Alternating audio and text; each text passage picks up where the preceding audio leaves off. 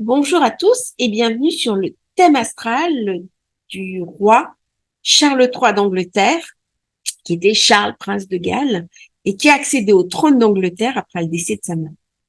Alors, c'est un thème, on va y aller assez rapidement, hein, lorsqu'on fait le thème d'une personnalité qui est vivante, on évite d'aller chercher, d'aller gratter un petit peu les douleurs personnelles. On regarde quand même un point qui est intéressant et qui peut un petit peu nourrir notre compréhension de l'astrologie et nourrir notre analyse. Donc, il est Scorpion ascendant Lion avec un Pluton qui est très fort à l'ascendant. Et ce qui est intéressant de voir, c'est que il a le nœud nord qui est en Taureau.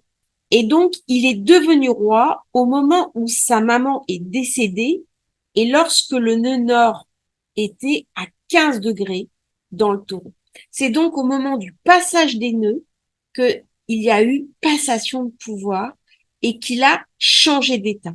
Quand on est dans une situation de retour des nœuds dans le thème de naissance, il y a un avant, il y a un après, il y a quelque chose d'un basculement de vie.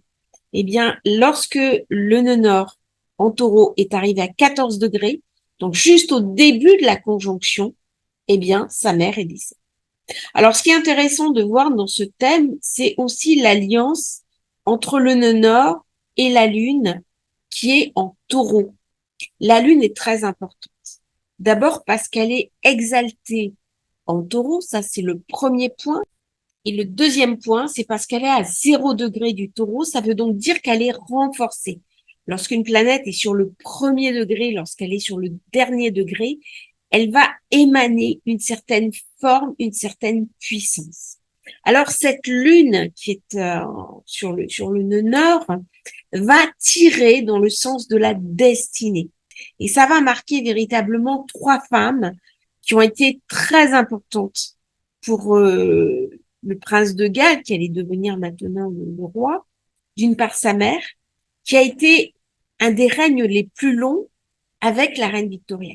Donc, il y avait quelque part cette mère, cette reine qui était culte, quelque part, qui a beaucoup imprégné l'imaginaire, et pas uniquement l'imaginaire britannique, qui était une femme forte, une femme puissante, mais une femme avec un charisme et une aura incroyable.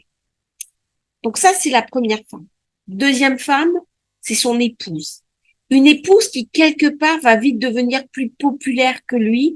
Une épouse qui est la princesse des cœurs et une épouse qui va devenir un mythe, une icône, puisqu'elle va mourir euh, très jeune et il va y avoir un divorce avec une femme qui est mythique. Et c'est pas parce qu'on a épousé un mythe, c'est le cas de toutes les personnes qui vont épouser, par exemple, une star de cinéma, que la vie au quotidien est facile et qu'on s'entend avec elle. C'est-à-dire, il y avait deux mondes différents. Le monde de Charles est un monde de la campagne, plutôt intériorisé, un monde euh, où la botanique, où les valeurs solides du taureau, où le côté paillette n'existe pas. C'est quelqu'un qui aime lire, qui aime intérioriser, qui aime marcher en forêt, qui aime faire du cheval, qui est un passionné, mais un passionné intériorisé. Et la princesse des cœurs qui aime elle, faire le shopping, qui a un côté showbiz et qui a un côté très extraverti. Eh bien, ça ne s'est pas fait.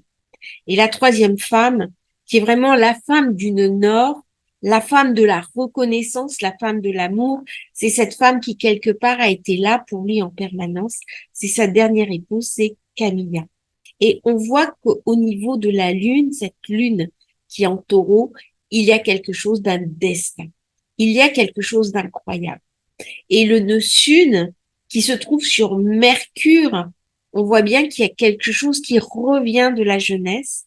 Or, il avait rencontré son épouse quand il était jeune et la relation ne s'était pas faite entre eux. Il l'a retrouvée plus tard quand il était dans une vie conjugale qui ne lui convenait pas et il l'a enfin épousée sur le dernier, je dirais, le dernier passage quelque part de sa vie.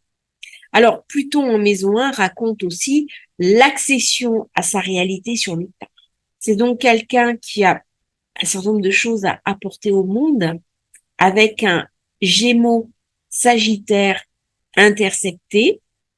Une lune noire en poisson en maison 8, ça fait aussi penser à des secrets, ça fait aussi penser à des choses où tout n'est pas dit, tout n'est pas révélé.